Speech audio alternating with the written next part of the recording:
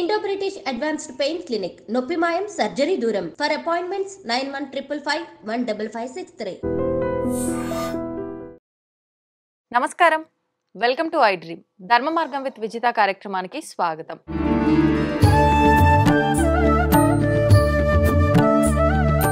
వివాహం విషయానికి వస్తే పాత రోజుల్లో వివాహానికి ఇప్పుడు జరుగుతున్న వివాహాలకి చాలా వ్యత్యాసం అయితే కనిపిస్తోంది. అయితే మనకు పాత రోజుల్లో వివాహాల విషయానికి వస్తే 16 రోజుల పెళ్లిగా అని చెప్పి 5 రోజుల పెళ్లిగా అని చెప్పి ఎవరికి వాళ్ళు ఎవరికి తోచిన విధంగా బంధుమిత్రులు అందరి కోలాహలంతో చక్కగా జరుపుకునేవారు. చాలా ఆనందంగా ఉండేది. కానీ ప్రస్తుత రోజుల్లో చూస్తే రోజులు 5 రోజులుగా జరుపుకుంటున్నప్పటికీ ఖచ్చితంగా పాత రోజుల్లో ఉండే సాంప్రదాయాలు పాటిస్తున్నామా లేదా అనేది ఒక చర్చనీయాంశంగా మారింది. ఇప్పుడు అసలు నిజంగా వివాహ తంతు ఏ రకంగా ఉంది, ఇప్పుడు చేస్తున్న వివాహ తంతు అంతా సాంప్రదాయంగా పద్ధతి ప్రకారంగా కరెక్ట్గానే ఆచరణలో వెళ్తుందా, ఎలా ఉంది అనే విషయాలు ఇప్పుడు గురువుగారితో మాట్లాడి తెలుసుకుందాం. ప్రస్తుతం మనతో పాటు ఉన్నారు ప్రముఖులు శివరుద్ర సాధు గారు. ఇప్పుడు వారితో మాట్లాడేద్దాం. నమస్తే అండి. నమస్కారం అమ్మా. చెప్తాలి. వివాహం విషయానికి వస్తే పాత రోజుల్లో చిన్నతనంలోనే వివాహాలు చేసేవాళ్ళు. కానీ ఇప్పుడు చూస్తే అసలు చిన్నతనంలో వివాహాలు కాదు కదా, 20 దాటిన వాళ్ళకి వివాహాలు చేస్తేనే ఇంకా చిన్న వయస్సు అనే ఒక పోకడ ఉంది. నిజంగా అంటే ప్రభుత్వం ఒక వయస్సు నిర్ణయించబడినప్పటికీ అసలు ఎందుకు వివాహ వయస్సు అనేది అంత చిన్న వయసులో చేసేవాళ్ళు, ఇప్పుడు ఎందుకు ఆలస్యం అవుతోంది? అప్పుడు అంటే చిన్న వయసులో చేసినా ఏ మెచ్యూరిటీ లేకపోయినా కూడా అప్పటి వాళ్ళు చాలా చక్కగా కలిసి ఉన్న వాళ్ళని చూస్తున్నాం. ఇప్పుడు అంతా తెలుసుకొని మంచి మెచ్యూరిటీ వచ్చిన తర్వాత ఇప్పుడు వివాహాలు జరిగినప్పటికీ ఇప్పుడు విడాకుల సంఖ్య ఎక్కువగా ఉంటుంది. ఏంటి దాని ఆంతర్యం ఏంటంటారు? మంచి బలమైన ప్రశ్న. మనం ఎలా మాట్లాడచ్చు అంటే అమ్మా, యాక్చువల్లీ మీరు అన్న ప్రశ్నలో ఒక విషయం బలంగా ఏమనొచ్చు అంటే, యువత ఎక్కడ మిస్యూజ్ అవుతున్నారు. మీరు అడిగిన అంతరార్థం పెళ్లి విషయం వచ్చినప్పుడు ఇప్పుడున్న ఫుడ్ హ్యాబిట్స్ పక్కన పెడదాం. చాలామంది ఏమంటారంటే హై డైట్ వల్లనో లేకపోతే కొన్ని కంటామినేటెడ్గా తినడం చేతనో బాడీలో చేంజెస్ వస్తాయన్నాయి అని అంటున్నారు. అదొక 10% 20% అనుకుంటే ద వే ఆఫ్ థింకింగ్, ఆ సెన్స్ బాగా పని చేయించేలా చేస్తున్నారు. అంటే నేత్రంతో ఆనందం, మొబైల్సే కానీ కంప్యూటర్సే కానీ ఏదైనా కూడా ఎవ్రీథింగ్ ఫైండ్ అవుట్ అవుతుంది. కానీ మనస్సాక్షి ఫైండ్ అవుట్ అవ్వట్లేదు. అందులో బాగా గుర్తుపెట్టుకోండి, ఒక ఆడపిల్ల మనస్సాక్షి అప్పట్లో 16వ ఏట మొదలయ్యేది.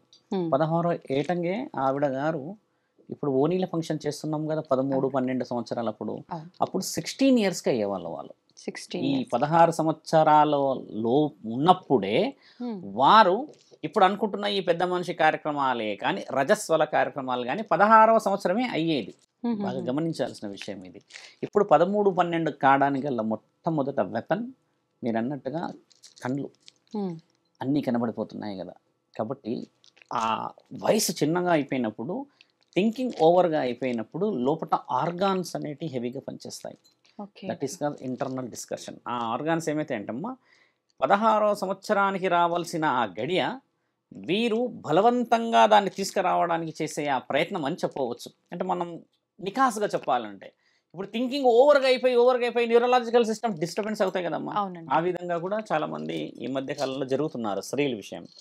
అయితే మీరు అన్నట్టుగా అమ్మ, 16వ సంవత్సరంలో అయిన ఆ అమ్మాయికి కరెక్ట్గా 11 రోజులు మనం మంగళ స్నానాలు చేయించడము, వడి నింపడము, తర్వాత మిగతా కార్యక్రమాలు చేస్తారు. మీకు తెలుసా అమ్మ, శాసన గ్రంథంలో ఒక చోట ఏమి రాసిందనంటే 16వ సంవత్సరంలో ఆడబిడ్డకి అంటే ఈ పెద్ద మనిషి కార్యక్రమం అయినప్పుడే బ్రహ్మ మరో రాత రాస్తాడు ఆవిడకి. అందుకని ఒడి నింపుతారు. ఒడి ఎందుకు నింపుతారు? ఒక ముత్తైదు కాదు ఆవిడ, అలానే ఒక ఘనకార్యాలు చేసిన ఒక స్త్రీ కాదు, చిన్న జీవితమే కదా. ఇప్పుడు మరో జీవితానికి ఏ విధంగా శరీరం సహకరిస్తుంది అనేది, ఒడి ఎలా నింపితే ఆవిడ జీవితం అలా ఉంటుంది అని అంటారు. ఇప్పటికి కూడా మీరు గమనించండి, ఒక ముత్తైదులతోనే ఒడి నింపిస్తారు, ఒక 2, 3 పిల్లల్ని కన్న వాళ్ళతోనే ఒడి నింపిస్తారు, కొంచెం పెద్దగా కుటుంబాల్లో బాగా బతికి ఉన్న వాళ్ళతోనే ఒడి నింపిస్తారు. ఎవరు పడితే వాళ్ళు యూత్ వచ్చి నిల్చుంటా అంటే పెద్దవాళ్ళు కొంచెం గట్టిగా చెప్పి జరుపుతారు. దానికి ముఖ్యమైన ఉద్దేశం ఏంటంటే అమ్మా, ఒక స్త్రీ ఆ 11 రోజులు జరిగే ఆ రక్తస్రావం ఎంతటి బలంగా జరిగితే శరీరంలో ఉన్న మార్పులు అంత స్థితిని అనుభవించగలవు. ఎలా దాని అర్థం కూడా చాలా మందికి తెలియాలి. పండ్లు చూడండి, 11 రకాల పండ్లు పెడతారు, వంటలు 11 రకాలు పెడతారు, ఇంకా వాళ్ళు చేసే పిండి పదార్థాలు 11 రకాలు పెట్టి మేనమామలు మేనత్తల ద్వారానే ఆ కార్యక్రమం జరుగుతుంది. ఇదొక విషయం.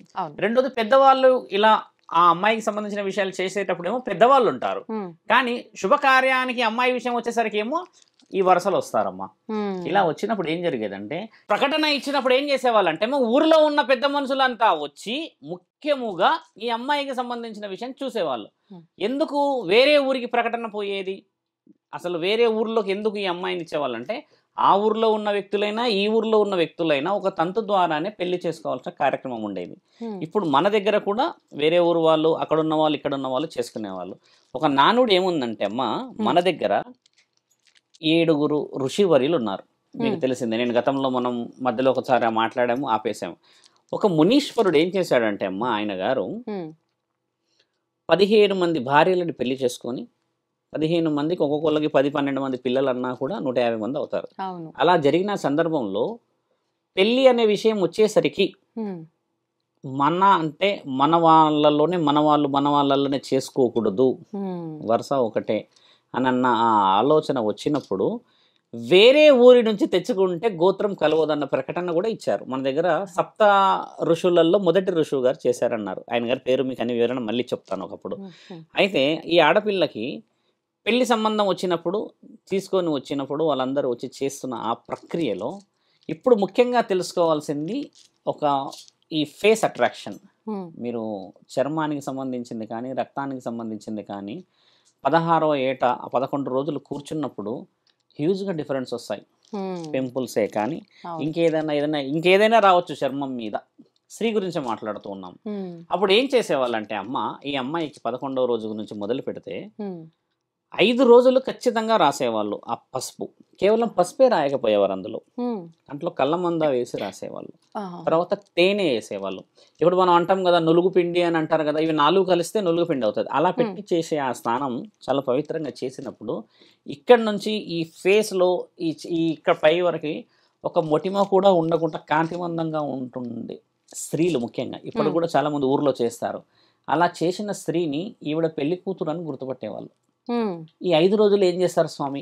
సహజంగా మీరు చెప్పిన దాన్ని బట్టి ఈ 11 రోజుల కార్యక్రమం అయిపోయిన తర్వాత 11 రోజుల కార్యక్రమం అయిపోయి మంగళ స్నానాలు అయిపోయి ఇప్పుడు ఓనీ ఫంక్షన్స్ అంటాం కదమ్మా, అది అయిపోయిన తర్వాత ఇక పెళ్లి కార్యక్రమం ఆ 12వ రోజు నుంచి మొదలు.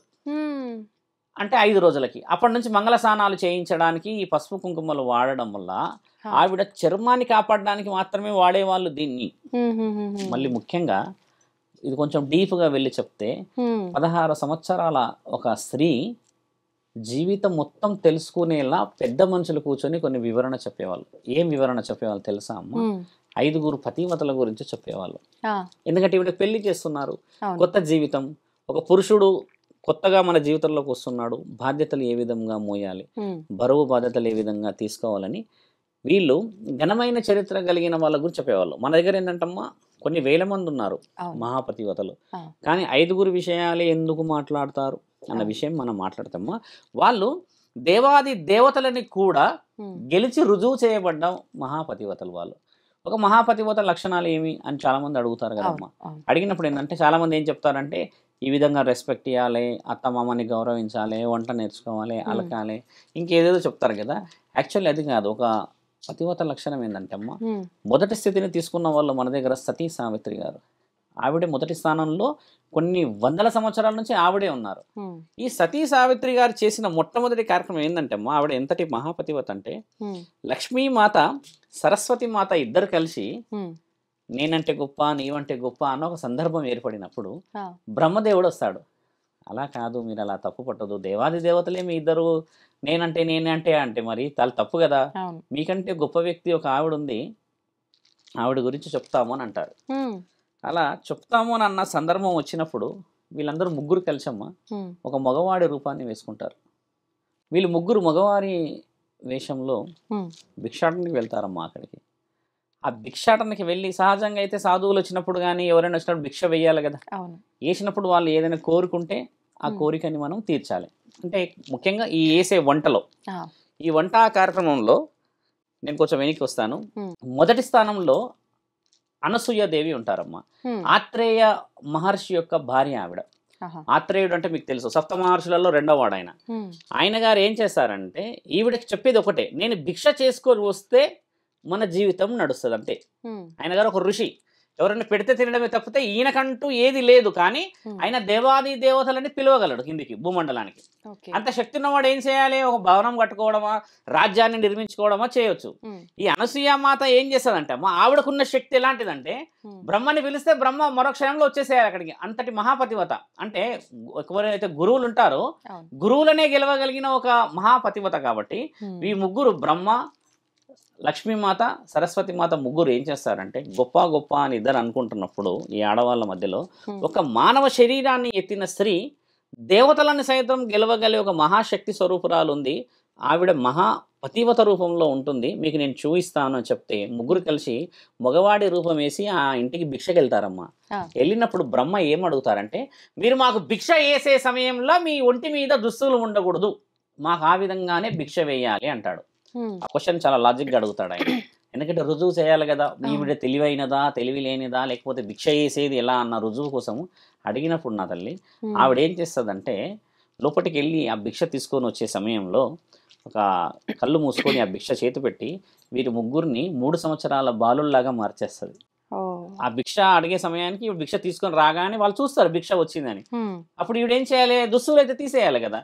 అప్పుడు ఏం చేస్తుంది? ఆ ముగ్గురిని చిన్న బాలుల్లాగా చేసేసి ఆ కింద వాళ్ళు అలా ఉంటారు ఉన్నప్పుడు ముగ్గురు చేతుల్లో పండు పెడుతుంది. పెట్టేసేసి ఈవిడేం చేస్తుంది? ఆ దుస్తులు తీసేసి పెట్టేస్తుంది.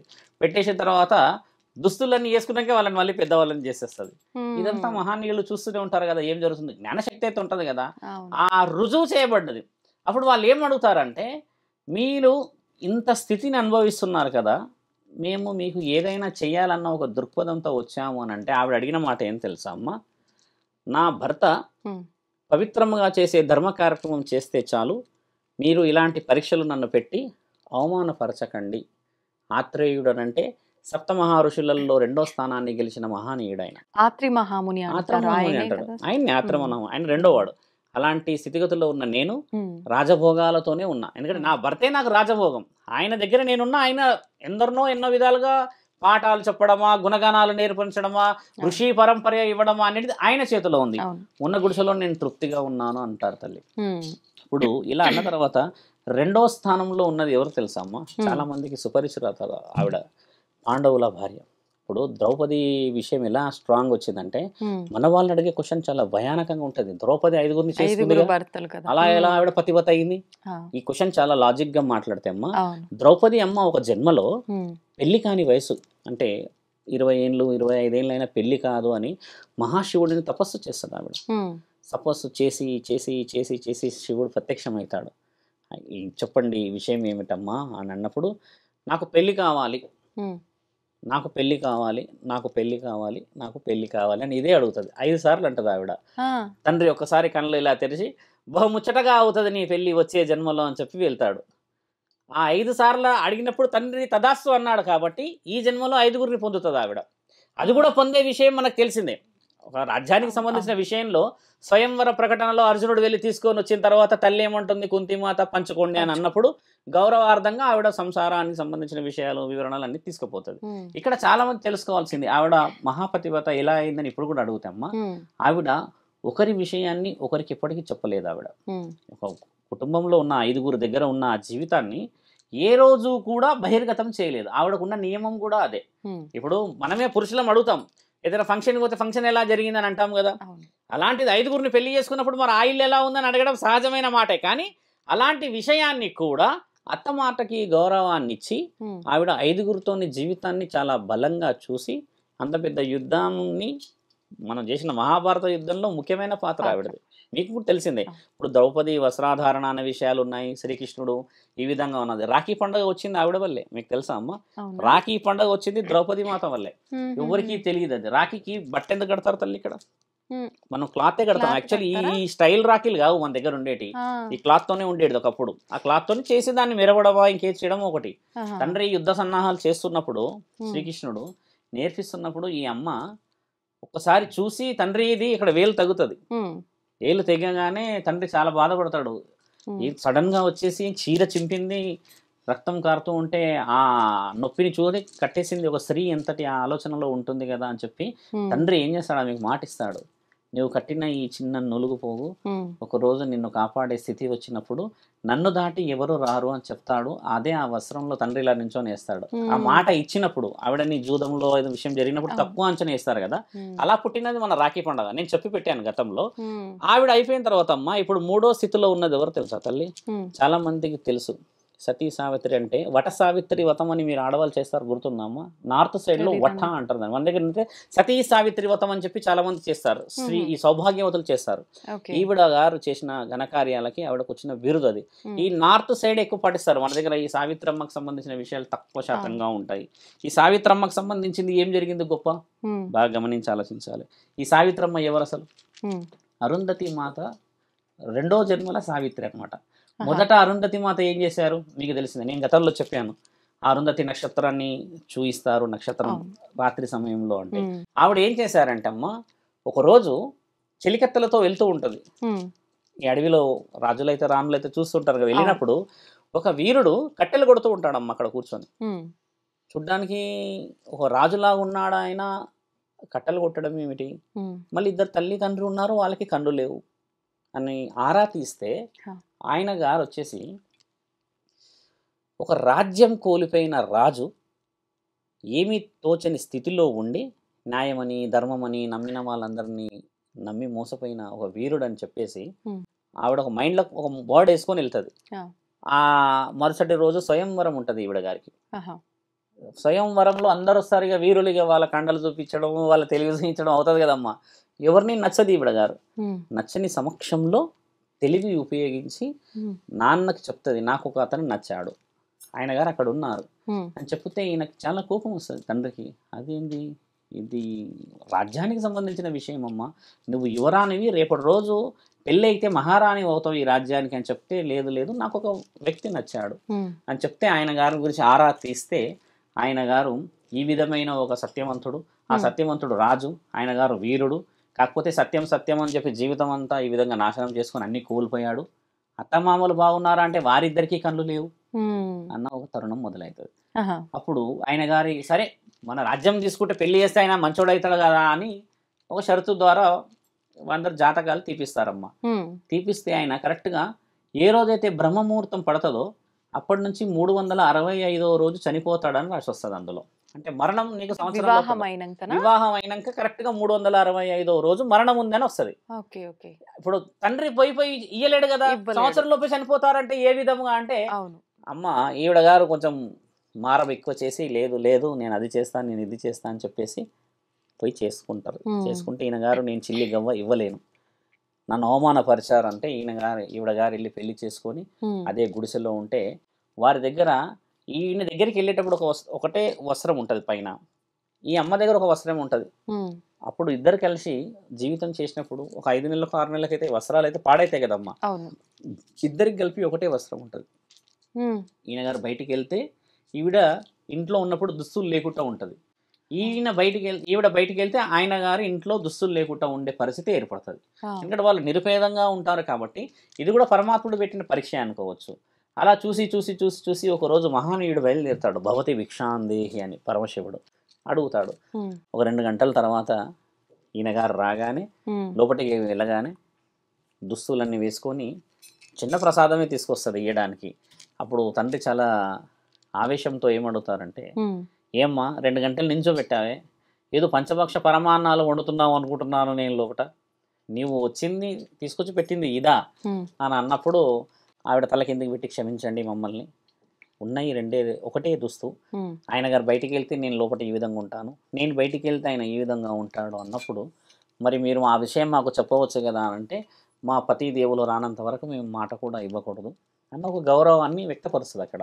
ఆ తెరిచినప్పుడు తండ్రి ఏం ఆలోచిస్తారంటే, ఉమ్, ఆయన జ్ఞానంతోనే చూస్తాడు అసలు ఈవిడదేంది, ఈ సత్యకాముడి యొక్క జీవిత చరిత్ర ఏమిటి, ఈయన ఎన్నో సంవత్సరంకి ఎన్నో నెలలు చనిపోతాడు అన్ని చూసే పరమాత్ముడు రావడం చేత ఉమ్, ఆవిడ ఇచ్చిన మెచ్చిన తెలివి భర్త లేని సమక్షంలో బయటికి కూడా రాలేదు. ఏదైనా సాహసం చేయలేని ఆ సమక్షంలో తండ్రి ఏం చేస్తాడు, ఆ భిక్ష తీసుకొని ఉమ్, దీర్ఘ సుమంగళి భవాన్ ఆశీర్వాదం ఇస్తాడు ఆయన.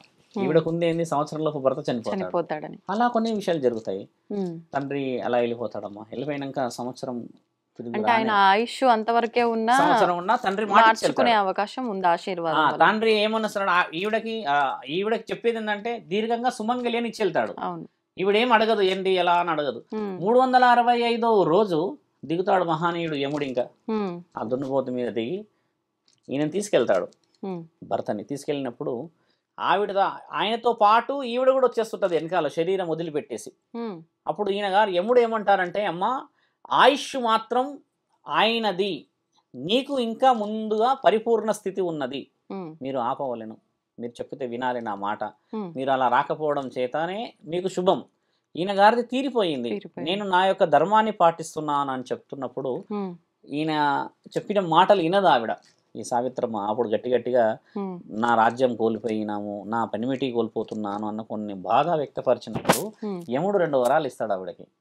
నీకు నేను 2 వరాలు ఇస్తానమ్మా, నీ అవును. పెనిమిటి లేకపోయినా నువ్వు బతకవచ్చు రాజ్యంలో అని చెప్తే ఆ వరాలు తీసుకుంటుంది ఇవిడ. ఒకటేమో అత్తమామలకి కళ్ళు రావాలని కోరుతుంది వరం, ఉమ్, రెండోదేమో నా రాజ్యం నాకు తిరిగి రావాలని కోరుతుంది. ఉమ్, 2 వరాలు తదాస్తు అనేస్తాడు ఆయన. అనేసే సమయానికి పొలిమేర దాటుతుంటారు వీళ్ళు, ఎందుకంటే ఒక లిమిట్ ఉంటుంది కదా అవును. ఊరికి గ్రామానికి. ఉమ్, ఆ పొలిమేర దాటే సమయానికి ఒక ధర్మరక్ష వచ్చి పడుతుందమ్మా. అలాగా ఉమ్, చాలా వెనకాల నుంచి గట్టిగా ఒక శబ్దం వినబడుతుంది, యమా అని. ఆ, వినబడగానే తండ్రి ఒక్కసారి ఉలిక్కి పడతాడు, ఎక్కడి నుంచి వచ్చింది ఈ పిలుపు, మా తండ్రి పరమశివుడిదే కదా అని చెప్పేసి ఒక్కసారి పాశాన్ని ఇలా వదిలిపెడతాడు. మీకు గుర్తుకు లేదా, మేము ఇచ్చిన మాట ఆవిడకి దీర్ఘంగా సుమంగలిగా ఉండమని చెప్పాము, దేనికి చెప్పామనేది మీరు తెలుసుకోలేకపోయారా అని అంటే, లేదు తండ్రి ఈ విధముగా అయ్యిందంటే రాజ్యం లేని వాడి గుణగణాలను చూసి పెళ్లి చేసుకుంది ఆవిడ. ఉమ్, అత్తమామలకి కళ్ళు కావాలని వాళ్ళ కోరికే కోరింది ఆవిడ, సొంతంగా ఏ కోరికలు కోరలేదు. అవును. నేను ఒక సాధువుని విచారణకు వచ్చినప్పుడు గౌరవాన్ని చూసి ఆవిడ యొక్క మహనీయమైన ఆలోచనలకి మెచ్చి ఈ విధముగా నేను ఆలోచించాను అన్నప్పుడు ఉమ్, ఆయన గౌరవం ఇస్తాడు. ఇచ్చి ఏం చేస్తాడు, శరీరంలోకి వీళ్ళిద్దరిని మళ్ళీ రివర్స్గా పంపి వాళ్ళిద్దరికి ఇచ్చిన మాట ఏంటంటే, అమ్మ ఉమ్, మీరు 18 సంవత్సరాలు ఈ యొక్క సతీ సావిత్రమ్మ ఎవరైతే ఉంటారో 18 సంవత్సరాలు వాళ్ళ నాన్న తపస్సు చేస్తే పుడుతుంది ఈవిడ. ఆహాహా, అంత మీ నాన్న ఎన్నో యాగాలు పూజలు ఎంతో చేస్తే పుట్టినావు నీవు, ఉమ్, కానీ నువ్వు నిరూపించుకున్నావు నువ్వు ఒక నిజమైన స్థితి, ఒక స్త్రీది ఏంటి అని చెప్పి ఉమ్, అన్న ఆ తరుణమే ఈరోజు చాలా మంది ఆవిడ మరో జన్మలో అరుంధతి లాగా కూడా పుట్టింది. ఇప్పుడు అరుంధతి నక్షత్రం అనేది కూడా ఆవిడే. ఈ సావిత్రమ్మ ఆ అరుంధతి నక్షత్రం అన్నమాట. అక్కడి నుంచి పరమాత్ముడు ఈమె కడుపులో వేస్తాడు, ఈ రాజు కడుపులో. ఉమ్, ఆ నక్షత్రం పేరే అరుంధతి. యాక్చువల్లీ అరుంధతిది వేరే స్టోరీ, వేరే విధంగా ఉన్నాయి, అది వేరు మళ్ళీ. ఓకే. కానీ ఒక నక్షత్రం అరుంధతి, ఆ నక్షత్రం వచ్చేసి ఈవిడ కడుపులో పుడుతుంది. ఈ రాజ్యంలో సావిత్రి రూపాన సావిత్రి. పుట్టిన ఆ తరుణంలో స్త్రీలు తెలుసుకోవాల్సింది ఏం తెలుసా అమ్మా, ఇక్కడ ఉమ్, ముఖ్యంగా ఉమ్, మరణాన్ని కూడా జయించవచ్చు. అంటే ఇక్కడ మేము ఇంత కొంచెం డీప్గా చెప్పడానికి గల కారణం అది. ఉమ్, 4వ స్థానంలో ఉన్నది ఎవరో తెలుసా అమ్మా, ఉమ్, చాలా మందికి భారతదేశ శత్రువు రావణాసుడు, ఆయన భార్య మండోదరి. ఇప్పుడు ఆవిడ మండోదరికి ఉమ్, 10 తలలు ఉన్న రాక్షసుడి ఆలోచనల్ని ఆవిడ గెలిచి అంత రాక్షసత్వంలో ఉన్న ఆయనని ఏ రోజు కూడా తప్పుదోవ పట్టలేకుండా ఒక లక్షణాన్ని చూయించిన మహాపతివత మండోదరి. ఉమ్, ఆవిడ రావణాసుడికి హెచ్చరించిన ఒకే ఒక వర్డ్ శివపురాణంలో రాసింది. ఏం చెప్పిందనంటే, పరాయి స్త్రీ మోహం ఎప్పటికైనా ప్రమాదమే రావణ అని చెప్తుంది ఆవిడ చనిపోయేటప్పుడు. ఆహా, ఆయన మోహం పడలేడు. ఆయన ఏంది, చెల్లెని ఏదో చేశారు కైకేయిని అని చెప్పేసి, మా చెల్లెని అది చేస్తారా అని చెప్పి సీతామాతను చూసి తీసుకెళ్లిపోయాడు అనేది ఈ హిస్టరీ వేరే ఉంది. మళ్ళీ శూర్పణఖ ఏం చేస్తుందంటే, వాళ్ళిద్దరిని చూసి ఆ శరీరాన్ని చూసి మోహించడానికి వచ్చినప్పుడు వీళ్ళిద్దరూ తప్పించుకుపోయి ఆ ముక్కు కోసేస్తారు అవును. ఈ శూర్పణఖని. ఉమ్, కోసేసిన తర్వాత ఈవిడెళ్ళి అన్నకు చెప్తే అన్న ఏం జరిగిందో కనుక్కోకుండా చెల్లే కదా అని భయానకంగా పరిగెత్తుకొస్తాడు. ఉమ్, అదొకటే జరిగింది అక్కడ విషయం. ఉమ్, తర్వాత నా ఇంట్లో ఉన్న ఆడవాళ్ళకి అవమానం చేసావని ఈయన అక్కడున్న ఆడవాళ్ళకి అవమానం చేయడానికి తీసుకెళ్తాడు. యాక్చువల్ ఉద్దేశం. ఓ, చరిత్ర ఎలా రాసబడి ఉంది మీరు చూసారా, అవును, స్త్రీ గురించి అని తప్పుగా స్త్రీ అలా మోహంతో. చేశాడని. కానీ ఇంతవరకు మన దగ్గర రామాయణంలో కూడా ఏం రాస్తుందంటే, రావణాసుడు సీతామాతని పూర్తిగా కన్నులు పైకి లేపి కూడా చూడలేడంట ఇంతవరకు. అది కూడా రాస్తుంది మన దగ్గర. ఉమ్. మట్టి ద్వారా తీసుకెళ్ళాడు ఆయన. అంటే అంటారు కదా స్వామీజీ, ఇప్పుడు ఉమ్. రావణాసురుడు ఆమెని బలవంతంగా అంటే స్త్రీ వ్యామోహంతో తీసుకెళ్ళాడు. తీసుకెళ్ళాడు, కానీ ఆయన ఎన్నో జ్ఞానాలు చదివిన ఆయన కాబట్టి స్త్రీ యొక్క అనుమతి లేకుండా ఆమె వైపు కూడా శివతాండవం. చూడొద్దు కాబట్టి చూడలేదు అని. ఆ స్త్రీ అనుమతి లేని ఆయన ఏం చేయలేడు అనుకున్నాడు. అది న్యాయమైన వాడే కదా. ఉమ్. ఆయన అక్కడ వరకు ఏం చేయలేడు. ఆయన అనుమతి తల్లి అయితే ఇక్కడ అలా చేసినట్టు మన దగ్గర దాఖలు లేవు. అవును, ఆయన చేసింది ఏంది, మట్టి ద్వారా ఆయన తీసుకెళ్లిపోయి ఒక లంకలో పెట్టేశాడు. ఆయన దేవుడు. ఇప్పుడు శివతాండవం రాసింది రావణాసుడే కదమ్మా. ఈరోజు మీరు మేము అందరం వింటున్న పాట ఆయన గారు రాసిందే అది. ఆహాహా. ఆయన శివధనస్సు విజయధనస్సు పొందిన వీరుడు ఆయన. ఉమ్, ఆ విజయధనస్సుని ఆయనకి ఇచ్చిన వాళ్ళు జమదాగ్ని. ఉమ్, జమదాగ్ని అంటే ఎవరు తెలుసా తల్లి? ఉమ్, పరశురాముడి తండ్రి. ఇలా ఆహా. కొన్ని హిస్టరీస్ ఉన్నాయి. ఒకసారి శివధనస్సు విజయధనస్సు ఒకసారి వరంలో వస్తే ఉమ్, వాళ్ళకి విజయమే ప్రాప్తి, అంటే న్యాయంగా వదిలేయాలి. కానీ రావణాసుడు అన్యాయంగా ఉండేసరికి ఉమ్, మన రాముడి యొక్క బ్రహ్మాస్త్రం ఆయన మీద పనిచేసింది. బ్రహ్మ కంటే శివుడి యొక్క విజయధనస్సు చాలా గొప్పది. అలాంటిది శివుడి యొక్క విజయధనస్సే ఎన్నికి తగ్గిందంటే రావణాసుడు ఎక్కడున్నాడు? తప్పులో ఉన్నాడు. ఉమ్, తప్పులో ఉండడం చేత బ్రహ్మాస్త్రం ఆయన మీద పనిచేసింది. అంటే ఇక్కడ ధర్మాన్ని గురించని.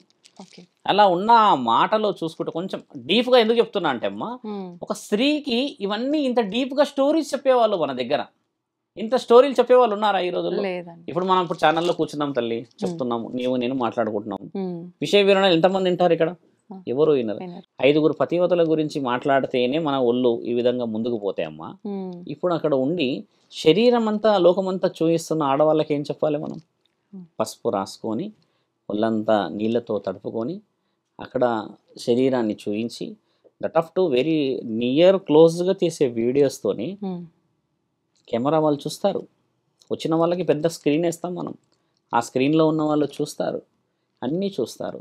ఇది నేను ఎందుకు చెప్తున్నా అంటే అమ్మ, హల్దీ ఫంక్షన్ గురించి అని. ఉమ్, ఒక స్త్రీకి ఇవన్నీ చెప్పేటప్పుడు కనివాడేవాడే శ్రీరాముడిలా కనబడతాడు. ఉమ్, ఇక్కడ అది చెప్పటే అక్కడ ముఖ్య ఉద్దేశం అది. అక్కడ వచ్చేవాడు కామానికి మొదటి వ్యక్తి, వచ్చేవాడు మనసుకి మొదటి వ్యక్తి, ఉమ్, వచ్చేవాడు ఆమె ఊహకి మొదటి వ్యక్తి, వచ్చేవాడు కనబడే ప్రత్యక్ష దేవుడు. ఉమ్. ఇన్ని చెప్పేవాళ్ళు. పురుషుడికి ఏం చెప్పేవాళ్ళు మరి? ఇప్పుడు మనం స్త్రీ గురించి మాట్లాడాం. చెప్తారా పురుషుడికి ఏం పురుషులకు కూడా? చెప్పేవాళ్ళు తెలుసా అమ్మ? ఉమ్, శివపురాణములో ఒకటి రాయబడి ఉంది, చాలా మంది దీన్ని వినాల్సిన సమయం అనుకోండి. శివుడు బహు ఉత్తమముగా తల్లిని పెళ్లి చేసుకుంటాడు, పార్వతీమాతని. ఆయనది పెళ్లియే చాలా చాలా చాలా 108 పేజీలు ఉంది. అంటే ఎలా వచ్చాడు, ఎలా పోయాడు, ఏ విధంగా మెప్పించుకున్నాడు అత్త మామలని, ఏ విధంగా గెలిచాడు అన్న తరుణం రాసి ఉంటుందమ్మా. ఉమ్, ఉమ్, అయితే శివుడి యొక్క వేషాధారణ శివుడి అత్తకు నచ్చదు, అస్సలు ఇష్టపడదు. ఎక్కడి నుంచి వచ్చింది ఈ దేశది మరి? ఒళ్ళంతా ఇది రాసుకొని ఇక్కడ ఒకటి ఆయుధాలు పెట్టుకొని, ఉమ్, ఇక్కడ చందమామ మెడలో పాము పెట్టుకొని నీకెట్లా నచ్చిండు అని చెప్పి పార్వతీమాతతో ప్రతిరోజు గొడవ. ఉమ్, అయితే ఊర్లో ఉన్న వాళ్ళు పెద్దలు వాళ్ళు వీళ్ళు అందరూ కలిసి ఒప్పిస్తారు మొత్తానికి. అయితే ఆహా. ఒప్పించిన తర్వాత మన పార్వతీమాత ఏమంటదంటే అమ్మ, నాకు నచ్చాడు అని అంటది. ఈ వర్డ్ చాలా మందికి తెలియాలి. నాకు నచ్చాడు, నా కళ్ళతో చూడు అంటారు వీళ్ళమ్మని. ఉమ్, నేను చూడను, అసలు నేను చూడను.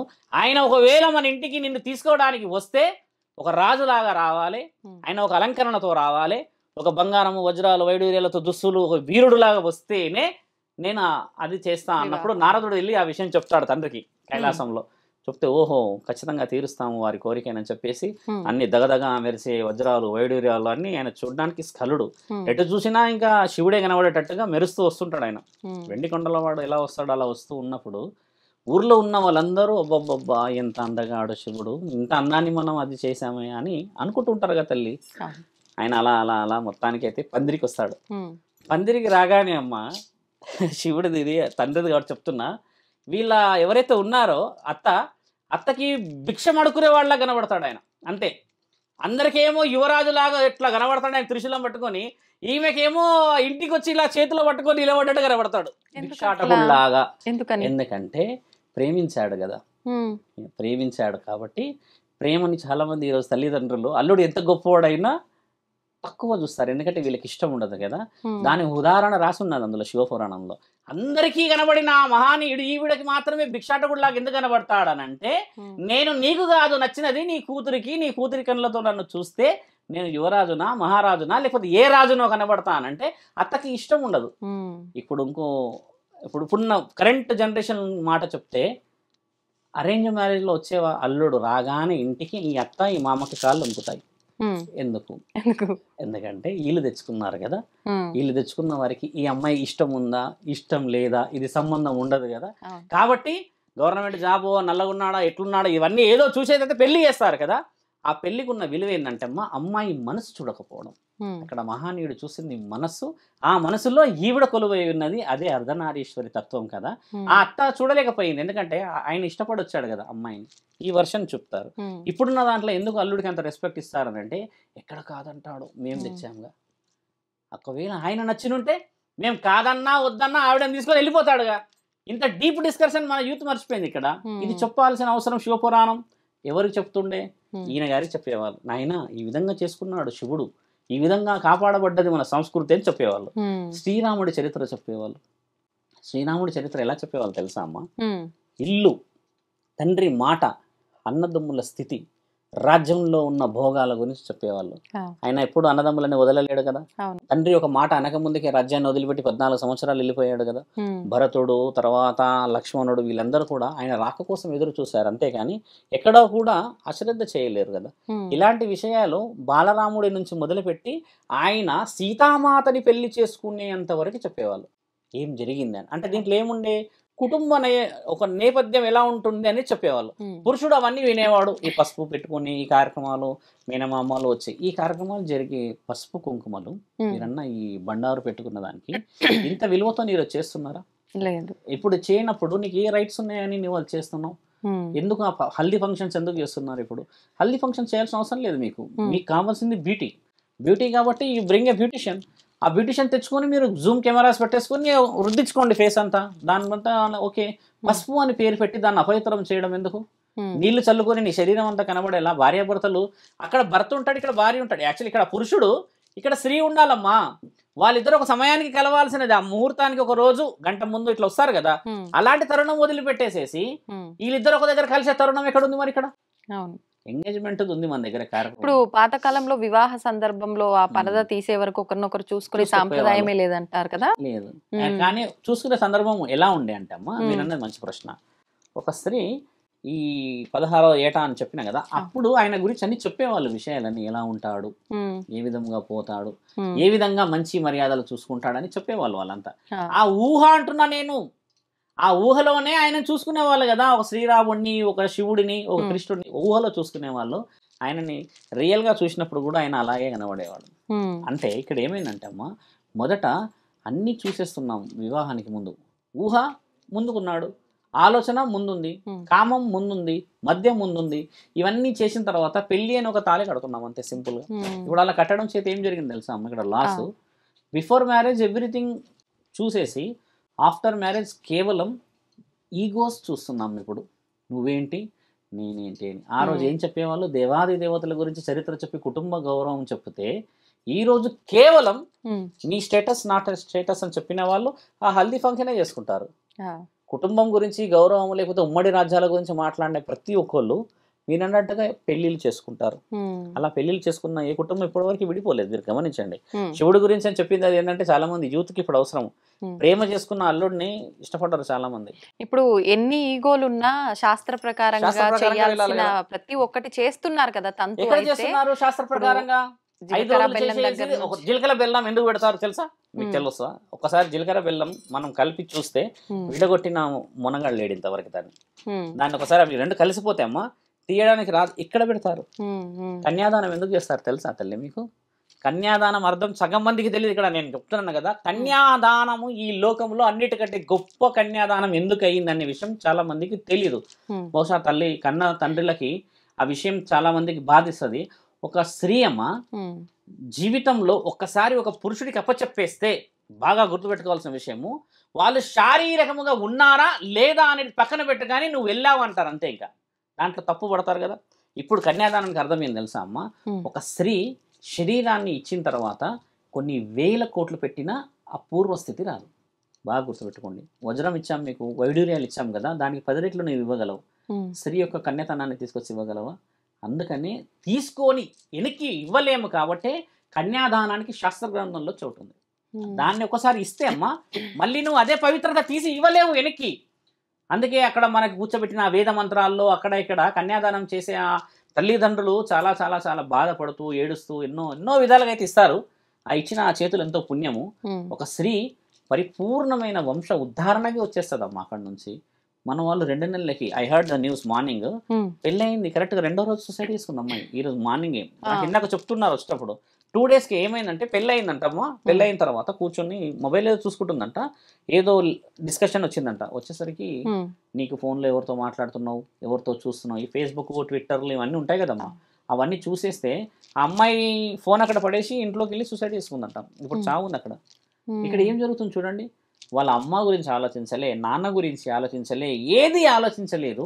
ఒక స్త్రీని అలా అనగానే అవమానంతో వచ్చేసి చనిపోయింది. అంటే ఇక్కడ ఆయన నాకు ఏదో సంబంధం ఉంది కదా అని చెప్పి చనిపోలే ఆవిడ, నా గురించి పూర్తిగా తెలియకుండా.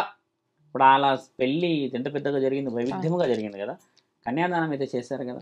మరి అంత సులభంగా ఒక స్త్రీని అలా ఒక వేరే వాడితో పెట్టేస్తే అమ్మ మరి మరణమే తథ్యం కదా. మానం కంటే ప్రాణము అని, ప్రాణం కంటే మానమే గొప్పది అని మన దగ్గర రాసి ఉన్నాయి. స్త్రీకి విలువైందమ్మా. ఈ రంకు అంట పెట్టేస్తారు కదా, మగవాడికి అదే చెప్తారు, మగవాడికి చెప్తారు ఇది రంకు పెట్టుకొని ఉన్న స్త్రీలతో మాట్లాడొద్దు అని చెప్తారు, సాకలి వాడితో మాట్లాడొద్దు అని చెప్తారు. మన దగ్గర ఎవరు చెప్తారు? పెద్దవాళ్ళు 60-70 సంవత్సరాలు ఉన్న మగవాళ్ళు ఆడవాళ్ళు అందరు కూర్చొని ఒక కథలాగా చెప్పేవాళ్ళు కూర్చొని. మన దగ్గర చెప్తుండేవాళ్ళు. ఇప్పుడు మన దగ్గర ఉన్నాయి అలాంటివి, ఉన్నాయి ఇంకా ఊర్లలో. అది చెప్పేవాళ్ళు. మగవాళ్ళు ఇప్పుడు గుర్తుపెట్టుకోవాల్సింది ఏంటమ్మా, ఒక రంకు ఉన్న ఆడవాళ్ళతో మగవాడు మాట్లాడొద్దు అని అంటారు. బాగా గమనించాల్సిన మాట. ఒక చెట్టు కింద నిలబడి అలాంటి వేషాధారణతో ఉన్న స్త్రీతో మాట్లాడితే నేను తప్పు కింద క్యాలిక్యులేట్ చేస్తారు, కానీ నువ్వు చేయలేవు అన్నారు కదమ్మా. అంటే స్త్రీలే తప్పుగా ఉంటారు అలా ఉండరు. రంకు ఉన్న స్త్రీలు, నేను అన్నది స్త్రీలు అని లేదు, రంకు అంటే అక్రమమైన మార్గాల్లో స్త్రీలు నడుస్తారుగా కొంతమంది ఉన్నారు. మగవారు కూడా ఉండేవాళ్ళు, నేను చెప్పిన మాట మగవాళ్ళు కూడా ఉంటారు. కానీ రుజువు చేయబడింది ఎక్కడున్నది? ఆడవాళ్ళది. అంటే అమ్మా మీరు అన్నట్టుగానే ఇందాక ఒక వర్డ్ వదిలేండి, ఆ వర్డ్ కొంచెం వినాలి. స్త్రీలే అలా ఉన్నారని ఎలా అంటారు గురువు గారు మీరు అంటున్నారు కదా. పురుషుడు అలా ఉన్నాడు అని చెప్పడం అనేది చాలా తక్కువ శాతంగా ఉంది చరిత్రలో. ఒక మాట, ఇద్దరు పురుషుల దగ్గర 25 మంది పురుషులు ఉన్నా కూడా గొడవ రాదు. అదే ఒక స్త్రీతోని ఇంకో స్త్రీ కూర్చుంటే ఒక హాఫ్ అన్ అవర్ నుంచి 1 అవర్లో గొడవలు జరుగుతాయా? దానికి కారణం ఏంటంటే ఉన్నాయి లేని ఉన్నాయి అని చెప్పేస్తే వాళ్ళు నిజం అనుకుని నమ్మేసి వచ్చి కాపురాలు కూల్చుకుంటారు. పురుషుడైతే అలా చెప్పలేడు కదా, సందర్భాలు రావు కదా. నానుడి కూడా ఉంది కదా, ఇద్దరు ఆడవాళ్ళ కొప్పులు ఒక దగ్గర కూర్చోవని ఉందా అమ్మ? ఎందుకంటే ఈ ఆడవాళ్ళను అన్నట్టుగా స్త్రీలే తప్పు చేస్తున్నారు అంటే, కానీ వాళ్ళే నాలుక చాలా పదునైనది అంటున్నాను. పురుషుడు కూడా తప్పుడు చేస్తున్నాడు ఒక విధంగా చెప్పాలంటమ్మా. స్త్రీని డబ్బులు ఇచ్చేసి శారీరకంగా ఆలోచించిన వ్యక్తి ఆ స్త్రీ కంటే 1000 రెట్ల తప్పు మనిషి. ఎందుకంటే ఇంట్లో ఉన్న స్త్రీ, నీకంటూ ఒక జీవితం, ఇవన్నీ వదిలిపెట్టి వచ్చిన నువ్వు కూడా అపవిత్రమే కదా. కాకపోతే శాసన గ్రంథంలో ఉన్న విషయం స్త్రీ విలువ చెప్తున్నాం మీకు నేను. అలా ఉన్న వాళ్ళతోనే ఎందుకు మాట్లాడదు అని అంటే ఆవిడ అందరితోనే ఉంటుంది కదా తల్లి. పురుషుడు ఉంటారా స్వామి అందరంటే ఒక పురుషుడు 100 మందితో ఉన్నట్టు రుజువు లేదు ఎక్కడ. బాగా గుర్తుంది, మీరు అన్నట్టుగా ఉన్నాయి లింక్స్ ఉండొచ్చు, ఒక 2, 3, 10, 12. కానీ ఒక స్త్రీ వేశ్య స్థితిలో ఉన్న వాళ్ళ యొక్క ఆలోచననే చాలా పెద్దగా ఉంటుంది కదమ్మా. అక్కడ డిఫరెన్సెస్ ఉంది కదా. అలాంటి విషయాలు చెప్పి చేసే పెళ్ళికి మీరు అన్నారు జీలకర్ర బెల్లం. ఆ జీలకర్ర బెల్లాన్ని పెట్టిన తర్వాత అమ్మ పానీగ్రహం చేస్తారు. ఇలా 2 చిట్కనేలు ఎందుకు పట్టుకుంటారు తెలుసా? చాలా మందికి తెలియాలి. చిట్కనేలు ఎందుకు? ఈ 2 బొటనవేలు పట్టుకోవచ్చు కదా, ఈ 5 ఏళ్లలో ఇదే స్ట్రాంగ్ కదా, ఇదే ఎందుకు పట్టుకుంటారు తెలుసా అమ్మ? ఒక భర్తకి ఒక భార్య అంటే భర్త ముందు నడుస్తుంటే వెనకాల ఉన్న స్త్రీ పట్టుకుంటుంది. మీరు బాగా గమనించండి, ఇలా గుంజుతున్నట్టు పట్టుకుంటుంది. దీని ముఖ్య ఉద్దేశం ఏం తెలుసా అమ్మా? ఎన్ని కష్టాలు వచ్చినా, ఎన్ని రాజ్యానికి సంబంధించిన దుఃఖాలు, నీవు ఎన్ని స్థితిగతులను అనుభవించి నాకు దక్కకుండా నన్ను కోల్పోయే స్థితి, నిన్ను నీవు కోల్పోయినా కూడా ఒక చిటికన వేలు సహాయంతోనైనా నిన్ను నేను లాక్కుంటాను వెనక్కి అని అన్న అర్థం. అది అంటే నేను నా బాధలన్నీ గెలుస్తా, నిన్ను నాతో పాటు తీసుకెళ్తా అని చెప్పి ఈ పతివతలు చెప్పింది అదే కదమ్మా. ఇవన్నీ చెప్పిన తర్వాత ఈ పాణిగ్రహం అగ్ని చుట్టూ తినిపిస్తారు. ఎందుకంటే అగ్ని నిజమైనది కదమ్మా. అలా దాన్ని చుట్టూ తిరుగుతున్నప్పుడు చేసే ఆ 7 అడుగులకు ఉన్న విలువ పాణిగ్రహం చెప్పట్లేరు కదా ఈరోజు. పాణిగ్రహాన్ని గురించి చెప్పాలా? చాలా మంది చెప్పట్లేరు కదా. తలంబ్రాలు ఎందుకు వస్తారు? నెత్తి మీద తలంబ్రాలు పోస్తారు. మీకు మనం వడి బియ్యం గురించి చెప్పాను నేను లాస్ట్ టైం. ఆ వడి అనేది ఇలా పోసే కార్యక్రమం కూడా చెప్పాము. అన్నదమ్ములు ఇద్దరు కలిసి ఒక వ్యవసాయానికి సంబంధించి చెల్లెకి ఇస్తూ ఉంటే చెల్లెని పెళ్లి చేసిన తర్వాత ఆవిడ వాటా రాకపోవడం అనేది జరుగుతుంది. కానీ అన్నదమ్ములు ఆ వాటాని ఇవ్వలేక మనసు బాధ చంపుకోలేక వచ్చిస్తే అత్తమామలు వచ్చేసి మీరేందయ్యా మా దగ్గర లేదా గతి లేదా అని అన్న మాట వస్తుందని చెప్పాను, గుర్తుండొచ్చు మీకు, వీడియోస్లో చెప్పాను. ఆ తర్వాత ఆ అత్త వాళ్ళకి ఇంట్లో తీవ్రమైన అనావృష్టి అంటే ఏమీ లేని స్థితిలో ఈ అన్నలే వచ్చి మళ్ళీ సహాయం చేస్తారు. మా చెల్లె దగ్గర మేము ఇచ్చే వాటా ఉందని చెప్పాను మీకు.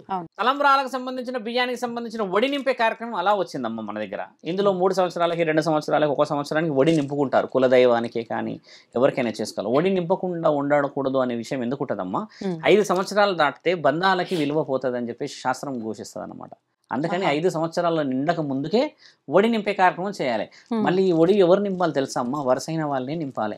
నాన్నలు కానీ, బాబాయిలు కానీ, అన్నలు కానీ వీళ్ళే నింపాలి. ఎందుకంటే వాళ్ళే పుట్టింటికి సంబంధించిన ఇంట్లోనే చేయాలి. అంతేగా మిగతా ఎక్కడ చేయకూడదు. దీని గురించి చాలా మంది ఆడవాళ్ళు చాలా అలుగుతారమ్మా, మా ఒడి నింపలేరు, మాకు బియ్యం పోయలేరు అని చాలా మంది గొడవలు కూడా పడి విడిపోయిన వాళ్ళు ఉన్నారు. చాలా మంది నా దగ్గరకు వచ్చి చెప్తారు కూడా. నేను వేరే మార్గాలు కూడా చెప్పి పెట్టాను అనమాట. అలా ఒడి కార్యక్రమం వచ్చిన తర్వాత అత్యంత ముఖ్యమైనది ఇప్పుడు మనం మాట్లాడుకోవాలి, చాలా మంది వినేది శారీరకమైన సంబంధం. ఈ పెళ్ళైన తర్వాత 4 గోడల మధ్యలో చీకట్లోనే జరగాల్సిన సంబంధం అది. ఎప్పుడైతే వెలుగులోకి వచ్చేసి, ఎప్పుడైతే మనం అన్న కుటుంబాల నేపథ్యం దాటి వచ్చావమ్మా, ఒకరి శరీరాన్ని ఒకరు చూడకుండా జీవితం మొత్తం పరమాత్ముడికి అంకితమైన మహా కార్యక్రమానికి పూనాలి. అంటే ఏ విధముగా అంటే, వేద బ్రాహ్మణులు ఒక నిర్ణయం ఇస్తారు, వాళ్ళు చెప్తారు ఈ సమయమే అని, ఈ సమయంలో చేయాలి అని, రాత్రి ఒక సమయం అని నిర్ణయిస్తారు.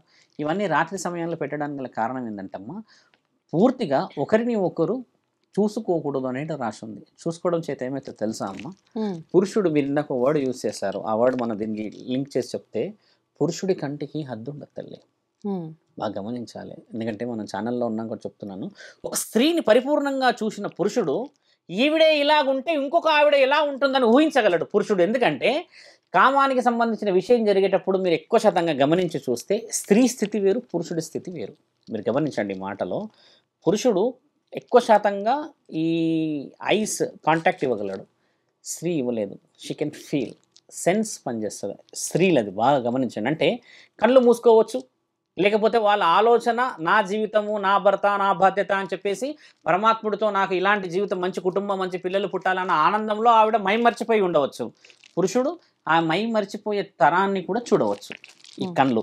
అందుకనే నేను ఇంతకుముందు చెప్పాను, ఎందుకు చిన్న చిన్న వాళ్ళకి రేప్ కేసులు అవుతాయి, ఎందుకు ఈ విధంగా కొంతమంది మీద 5-6 సంవత్సరాల పిల్లల మీద జరుగుతుందన్న విషయం ఏంటంటే, they can imagine one figure to other figure. అంటే అర్థమైందమ్మా, ఒక స్త్రీని, ఒక హీరోయిన్ ఉందనుకుందాం, ఈవిడ కానీ ఈయన ఈ విధంగా ఇమాజినేషన్ తీసి ఇక్కడ అప్లై చేయగలడు. ఇది మైండ్ సెట్ గేమ్. అంటే ఇది చాలామంది సైకలాజికల్గా ప్రూవ్ చేశారు. ఇలాంటిది మన ఊహకందని విషయాలు కూడా అప్పట్లో మన జ్ఞాననేత్రానికి అందించిన ఋషివర్యుల పరంపర మనది. ఇప్పుడు అలా ఉండకూడదు, ఇలా ఉండాలన్నప్పుడు ఏమైతే ఇద్దరికి ఈక్వాలిటీ. ఎక్కడైతే ఈ లైటు ఇదొకటి ఇవన్నీ మొదలయ్యి సమయానికి అనుబంధం లేకుండా జరుగుతున్నాయో కార్యక్రమాలు, ఇలాంటి విషయాలు దారితీస్తున్నాయి. ఇది చాలా సింపుల్ కదమ్మా. ఇప్పుడు మనం పుష్ప 2కి వెళ్ళామనుకోండి, నెక్స్ట్ చిరంజీవి వస్తుందని అంటే ఎక్స్పెక్టేషన్ వేరే లెవెల్లో పోయిపోతాం కదా. కాబట్టి ఎక్స్పెక్టేషన్స్ పురుషుడికి ఉన్నాయి, ఇక్కడ స్త్రీకి లేవు నా తల్లి. దాంట్లో ఎవరైనా అడ్డుకున్నా నేను వైవిధ్యముగా కూర్చోడానికి సిద్ధమే, డిబేట్కి వచ్చిన. అదే రాసున్నాయి మన గ్రంథాలు, శివపురాణంలో రాసున్నాయి ఈ విషయాలు. నేను చెప్పిన విషయాలన్నీ కూడా వివాహానికి సంబంధించింది, వివాహం ఒక జీవితం సంబంధించింది శివపురాణంలో ఉంది. అంటే ఇప్పుడు మీరు చెప్పిన దాంపత్యానికి సంబంధించిన విషయాలు ఏ విధంగా ఉండాలో రాసింది మొత్తం. నేను చెప్పినది అబ్సల్యూట్లీ సైంటిఫిక్ ప్రూవెన్ క్వశ్చన్ అమ్మా. ఇది డాక్యుమెంటేషన్ ఉంది మన దగ్గర. ఒక విషయం నేను లాస్ట్ టైం కూడా చెప్పానమ్మా, అమెరికాలో ఒక అబ్బాయి, ఒక స్త్రీ, ఒక పురుషుడు, 20-25 మంది స్టూడెంట్స్లో ఒక టీచర్ వచ్చి discussion what about yesterday topics అని అంటది కదమ్మా. అన్నప్పుడు ఏమన్నదానంటే, ఆవిడ ఒక పర్టికులర్ స్టూడెంట్ని కొడుతున్నారు. ఏ విధంగా, చిన్న చిన్న విషయానికి ఇరిటేట్ అవుతున్నారు, గట్టిగా అరవడమో లేకపోతే అది విసిరేయడమో చాక్పీస్తో కొట్టడమో చేస్తే, ఆ అబ్బాయి 2-3 సార్లు చూసి, ఆ అబ్బాయి యూజ్ చేసిన వర్డ్ అని తెలుసమ్మా, ఎందుకు మీరు అంటే వై యు ఆర్ అంటే ఫోకస్, అంటే కంటిన్యూ నన్ను టార్గెట్ చేశారని చెప్పేసి ఒక్కటే వర్డ్ అన్నాడు, last night don't you feel, అంటే మీరు సాటిస్ఫై కాలేరా విత్ యువర్ హస్బెండ్ అన్నాడు ఆయన. అది రికార్డ్ అయింది 2007లో. It was proven she not satisfied with అంటే ఫ్యామిలీ, ఆయన హస్బెండ్తోని సెక్షువల్గా హరాస్మెంట్లో ఉంది ఆవిడ అని రుజువైంది. డాక్యుమెంట్ ఉంది, you can Google it also. తర్వాత ఆ అబ్బాయి అలా అడిగినందుకు ఆవిడ తీసుకెళ్ళింది డీన్ దగ్గరికి. డీన్ దగ్గర తీసుకెళ్ళినప్పుడు ఏం చేశారంటే, ఎందుకు ఇలా అన్నాడు అని చెప్పేసి ఈవిడ పర్సనల్ లైఫ్ ఎంక్వైరీ చేస్తే, ఆవిడ భర్తతోని 2-3 మంత్స్ నుంచి ఉండట్లేదు, ఫ్యామిలీ గొడవలతో ఉండి ఆ హెజిటేషను, ఆ యొక్క ఇరిటేషన్ అంతా స్టూడెంట్స్ మీద అప్లై చేస్తుందని రుజువైంది. 9 మంత్స్ తర్వాత వచ్చింది. ఇది ఉంది మన దగ్గర, లండన్లో అయింది ఇది.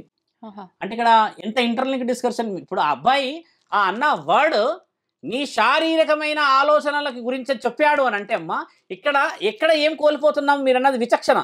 మీరు గమనించండి, ఈ రోజుల్లో చాలామంది ఉన్నారమ్మా మహానుభావులు, స్త్రీని పట్టించుకోరు, కానీ పరిస్థితి దగ్గర మాత్రం కావాల్సిన అన్నీ చేస్తారు. అంటే ఇక్కడ ఉద్దేశం ఏంది, ఈవిడ అందంగా లేదనా, లేకపోతే ఈవిడ స్త్రీ గుణగాలు లేవన్నా అని చెప్పి చాలామంది అడుగుతారు కదా. మీరు ఒక వర్డ్ వదిలేరు, కోర్టు దగ్గరికి ఎందుకు వెళ్తున్నారు స్వామి అని అన్నారు ఫస్ట్ ఇంటర్వ్యూలో. అయితే లాస్ట్ వర్డ్ వచ్చింది కాబట్టి చెప్తున్నాము. ఆ వర్డ్ ఎందుకు వస్తుంది తెలుసా అమ్మ, ఎక్కడైతే అక్రమమైన ఆలోచనలు ఉంటాయో అక్కడి నుంచే ఇవన్నీ మొదలవుతాయి. ఎందుకంటే మూడో వ్యక్తి నీ కుటుంబంలోకి ఎంట్రీ అయ్యాడనంటే అయిపోయాయి, నువ్వు ఇంకా నీ జీవితం నాశనమే. ఏ స్త్రీ అయినా కూడా అమ్మ అన్నీ పంచుకుంటుంది భర్తతోని, కానీ పరస్త్రీతో పడక పంచుకోవచ్చు. చూడండి, అన్నీ పంచుకుంటుంది. నువ్వు రక్తము కూడా తీయమ్మా, మెడ కూడా కోసేయి, నువ్వు నీకేమి కావాలో అన్నీ పెట్టేస్తుంది. ఇక్కడ కావాలా, గోల్డ్ కావాలా అన్నీ ఇచ్చేస్తుంది. నువ్వు బాగుంటే చాలు అంటది. కానీ పడక సుఖం గురించి ఊహించలేదమ్మా స్త్రీ. అంత గొప్పది కదా. సేమ్ అదేవిధంగా పురుషుడు కూడా ఆలోచిస్తాడు. ఇంకా నా భార్య నాతోనే అన్ని విషయాలు ఆలోచిస్తారు. కొంతమంది కొన్ని విధాలుగా పోతారంటే అది ఇమ్మేచ్యూర్ డిస్కషన్స్. మనం మాట్లాడుతుంది కూడా ఛానల్లో కూర్చున్నాం కాబట్టి వ్యాలిడ్ మన చరిత్ర సనాతన ధర్మం యొక్క గొప్పతనమే చెప్తున్నాం. అలా రుజువు చేయించబడ్డాయి తల్లి. ఎంత శక్తి ఉంటే మన శాస్త్రంలో ఒక కామానికి అంత పెద్ద శిలల మీద చెక్కి గుడికి పెడతారమ్మా. అదొక ఒక విలువ శక్తి ఉన్నదే కదా. పురోహితుడు చూయించేవాడు అవన్నీ, ఆ తల్లిదండ్రులు చూయించకపోయేవారు సిగ్గుతో. వీళ్ళందరూ చూస్తే ఓహో ఈ విధంగా ఉండాలని. ఎల్లోరా శిల్పాలు, ఇప్పుడు అజంతా శిల్పాలు ఎవరు చెక్కారు తల్లి? అది ఎవరు రాశారు? అది ఎంతటి నాలెడ్జ్ ఇచ్చింది అని అంటే ఈ రోజుల్లో అవన్నీ మొబైల్లో ఉన్నాయిగా. ఇంకా నయం, అక్కడ శిల్పాలు కదులుతలేము. ఇక్కడ కదులుతున్న మనుషుల్ని చూసేసి మనిషి ఊహకందని ఆలోచనలు రావడం చేతనే మీరు అన్నట్టుగా అన్నీ జరుగుతున్నాయి. It is applies 13 to 16 years, 9 to 15 years లేడీస్కి అప్లై అవుతుంది. ఇది బాగా వాళ్ళ శరీరంలో ఎక్కువ శాతంగా మార్పులు రావడానికి గల ముఖ్యమైన కారణం మొబైలే. ఫుడ్ 10-20% తల్లి, దాన్ని మార్చలేం మనం. కానీ వాళ్ళ థింక్ ఓవర్గా అయిపోతుంది కదా. అదొకటి. పురుషుడు కూడా సేమ్ అదే స్థితి. 16 సంవత్సరాలకు పెళ్లి చేస్తే అమ్మ 26-20 సంవత్సరాల వరకే, 25-26 వరకే 5-6 మంది పిల్లలు గనేసేది. ఆవిడ బాధ్యతలన్నీ ఇప్పుడు ఏముండేటి? కుటుంబమే. ఇప్పుడు 26-27 ఏళ్ళకి పెళ్లి చేసుకున్న వాళ్ళందరికీ ఏముంటుందంటే అమ్మ మీరు అన్నట్టుగా ఎడ్యుకేషన్ బాగా అయిపోయి, ఫైనాన్స్ ఒకటి, ఈఎంఐస్ అన్ని ఉండేసి నువ్వెంత ఆఫ్టర్ ఆల్ అంటారు. ఆఫ్టర్ ఆల్ అన్న వర్డ్ రాకుండా ఉండడానికి నేను ఆ రోజు అన్ని విధాలుగా పెళ్లి చేసేవాళ్ళు కదా. అంత తరుణంలో ఈ హెల్దీ హెల్దీ హెల్దీ అని అంటున్నారు కదా. ఈ హెల్దీ లేదు ఇక్కడ. ఇప్పుడు నేను చెప్పిన దాంట్లో ఇక్కడ హెల్దీ కనబడిందా మీకు? లేదు. శాస్త్రానికి శరీరానికి సౌందర్యవతిలాగా ఉండాలని చెప్పేసి ఆ పెళ్లి పందిరిలో ఎవరు అంటే ఆవిడ పెళ్లి కూతురని కనబడేలాగా ఆ అందం చందం కనబడే ఆ పసుపుకున్న విలువ కనబడేది. ఈ రోజుల్లో చూస్తున్నాం ఆ పెళ్లి కూతురు ఎవరు అని చెప్పేసి గుర్తుపట్టడానికి రావట్లేదు. అప్పుడు పసుపు పెట్టినప్పుడు ఆ కాంతి వేరే ఉండేది. ఇప్పుడు కొంతమంది పసుపు రాసుకొని వెళ్తే ఆ ఫంక్షన్స్లో ఈవిడని విచిత్రంగా చూస్తారు అందరూ. ఈవిడేందో మొత్తం రాసుకొని పోలేరమ్మలా వచ్చిందని చెప్పేసి. తప్పు దోవలో ఎవరున్నారంటే అమ్మ మన ఆలోచన. ఈ పసుపు రాయడానికి గల శరీరం చాలా బాగుంటుంది. ఇప్పుడు మన దగ్గర కాస్మెటిక్స్ ఎక్కువ వాడుతున్నారు. ఒకళ్ళు ఇప్పుడు ఫెయిర్ అండ్ లవ్లీ వాళ్ళు నా మీద కేసు వేయచ్చు. మీరు ఒకసారి ఫెయిర్ అండ్ లవ్లీ వాడి ఎవరైనా ఎర్రగైన వాళ్ళని చూసారు ఇంతవరకు? మీరే చెప్పాలి, నేను చెప్పాను, నేను మాట్లాడను. ఫెయిర్ అండ్ లవ్లీ వాడి ఇంతవరకు ఎవడు ఎర్రగాలేడు. అయినా fair and lovely first advertisement in TV. ఇలా 4 కాంతులు వస్తాయి. 1 2 3 4 5కి టక్కున మెరుస్తుంది ఆవిడ. అలా మెరిసిన వాళ్ళు ఎవరు లేరే రియల్గా. కాకపోతే కాస్మెటిక్స్ కున్న నాలెడ్జ్ అది. ఆయుర్వేదిక్ ఉన్న నాలెడ్జ్ చూసావా? 5 రోజులు పెట్టుకోగానే ఎంత అందంగా అవుతారు ఆడవాళ్ళు. అంటే ఆ కాంతి వస్తుంది కదమ్మా.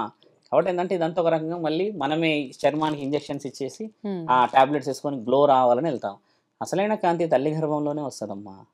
అంతకు మించి స్పెషల్గా ఎక్కడి నుంచి ఏది రాదు. ఇక పంచభూతాల్లో నువ్వు తిరగాల్సిందే. నువ్వు దయ్యంలాగైనా ఇందులో తిరగాలి. కాబట్టి ఇంత జీవితం ప్రక్రియ మన పెళ్ళి అనేది వదిలిపెట్టేసమ్మా చిన్న చిన్నగా ఇంత వల్గర్గా దిగుతున్నారు కదా. కొంతమంది అరుస్తున్నారు, అదేంది అలా ఉన్నారు ఇలా ఉన్నారంటే పెళ్ళైనాక ఒక భార్యని భర్త ఎటన్నా తీసుకెళ్తే మార్కెట్కి ఎవరన్నా ఊర చూపుతో చూస్తేనే పెద్ద గొడవలు చేస్తాం. పెళ్లి చేసుకున్న అమ్మాయిని కెమెరాల ముందు ఎలా నిలబెట్టగలిగారు? కెమెరాల విండు పెట్టి ఒళ్ళంతా నీళ్లు పోసేసి ఆయన ఇంకేదో చేసి అదేదో చేసి ఒక్కసారి ఆలోచించి ఇక్కడ గుచ్చుకోవట్లేదా? అలా ఎంత ఇప్పుడు మనమే ఆలోచిస్తాం. హక్కు పక్కన ఎవరైనా చూస్తేనే ఎంత కోపం వస్తుంది మనకి. ఏమరా ఆయన చూస్తున్నావు, అక్కడ చూడు ఇక్కడ చూసా అంటమా లేదా? అలాంటిది నువ్వే పిలిచి ఆహ్వానిస్తున్నావే. గోప్యంగా ఉండాల్సిన స్త్రీలని నువ్వు ఇంత ఘోరమైన స్థితికి తెచ్చి ఏం గోప్యంగా నువ్వు పెళ్లి చేసి సంసారం అనేది తీసుకోగలుగుతాం? డబ్బులుంటే సరిపోవమ్మా. సంస్కారం చాలా ముఖ్యమైనది. అదే శాసనం, అదే ఇతిహాసం, అదే మన గ్రంథం, అదే మన వేదం. ఇప్పుడు వేద మహర్షులు వేద పురుషులందరూ ఉన్న మహా భూమండలం ఇది. ఇండియాలో జరిగినట్టుగా పెళ్ళి ఏ భూమండలంలో జరగదమ్మా. ఒకసారి ఇంటి ముందు అలకకి ఎంత విలువ ఉంటుంది? ఫంక్షన్ హాల్లో విలువ వస్తుందా తల్లి? అదే ఇంటి ముందు చేసుకుంటే ఎంత విలువ. ఒకప్పుడు అందరూ చేసుకునేవాళ్ళుగా. ఇప్పుడు ఎందుకు వచ్చిందంటే డబ్బులు వచ్చాయని. గుడిలో చేసుకుంటే విలువ, ఇంటి ముందు చేసుకుంటే విలువ తప్పితే నువ్వు ఆకాశంలోకి వెళ్ళి చేసుకున్న పెళ్లికి విలువ రాదు. సప్త మహర్షులు వేద మహర్షులు దేవాది దేవతలు నిన్ను ఆశీర్వదించడానికి రావడానికి మొదట నీ ఇంట్లోకి రాగలుగుతారు, రెండవది దేవుడి గుడిలోకి రాగలుగుతారు. వాళ్ళు ఫంక్షన్ హాల్లో ఒక చావు అవుతుంది, అశ్రునివాలి అర్పిస్తారు, శ్రద్ధాంజలి. ఇంకా వేరే చున్నీల ఫంక్షన్స్ అవుతాయి, వేరే మతస్థులే వేరే ప్రోగ్రామ్స్ అవుతాయి. సుసైడ్ చేసుకుంటే రాజ్యసభలో పెడతారు. మనం ఇన్ని సభలు పెట్టిన దాంట్లో ఇంత పవిత్రమైన పెళ్లి కూడా చేస్తాం అదే ఫంక్షన్ హాల్లో. మరి ఎలా రాగలుగుతారు వాళ్ళు? దేవాలయం అంటే ఒక కట్టు నిబంధనలు ఉంటాయి. ఇల్లు అంటే ఓహో నా పిల్లలని నేను ఆది బీజం నుంచి చూసుకున్నాను, ఇక్కడే పెళ్లి జరిగితే నేను రావాల్సిందే అని దేవాది దేవతలు రాక తప్పదు అక్కడ. ఇప్పుడు ఫంక్షన్ హాల్లో ఏ అర్హత ఉన్నది? నీది కాదు, నీ తాతది కాదు, నాది కాదు, ఎవరిది కాదు. ఎందుకని చాలామంది చెప్తారు అవి అలా చేయకూడదు ఇలా చేయకూడదు అంటే స్పేస్ లేదని, అది లేదని, ఇది లేదని చేస్తారు. అలా కొన్ని మీరు అన్నట్టుగా ఏంటంటమ్మా నెగిటివిటీని మనమే క్యారీ చేస్తున్నాం. చెప్పులతోనే వస్తారు తెలుసు కదా. అలా వస్తున్నప్పుడు మరి ఎలా వస్తుంది పాజిటివ్? అరుంధతి నక్షత్రం ఈ మధ్య మీరు మధ్యాహ్నం టైంలో చూస్తున్నారు, చాలా మంది చూపించారు. ఆవిడ గారు వచ్చేసి రాత్రే ఉంటారు. ఏం చూపిస్తున్నాం పైకి? మరి పైశాచికత్వం చూపిస్తున్నాం. నిజం అక్కడ లేదు, నిజం అదని చూపిస్తున్నాం. కాబట్టి ఇక్కడ అన్ని నిజాలే జరుగుతున్నాయి. గొడవలు, నువ్వేంది నేనేంది. నిజాన్ని నిజంగానే కొందరు చేస్తారు రాత్రిపూట పెళ్లిలు. ఇప్పటికీ ఆంధ్రాలో జరుస్తారు వాళ్ళు.